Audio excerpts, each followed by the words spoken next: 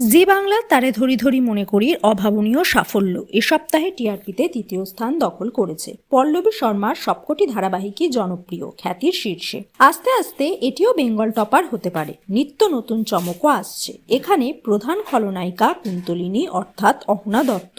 এবার দেখানো হবে কুন্তলিনী রূপমঞ্জুরি ভেবে দিতিকে হত্যার ছক কষে।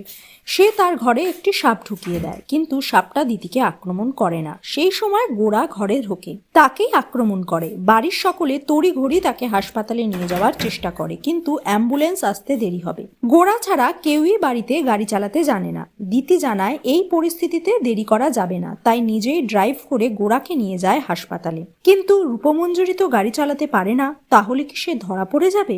গল্পের নতুন বাঁকে উন্মোচিত হবে আসল রহস্য। তারে ধরি ধরি মনে করে শুরু হয়েছে, বেশি দিন হয়নি। এরই মধ্যে শোনা যাচ্ছে গল্পের অন্যতম চরিত্র মানসী সেনগুপ্ত নাকি মেগাটি ছেড়ে দিতে পারেন। আসছে সাহেব ভট্টাচার্যর নতুন মেগা।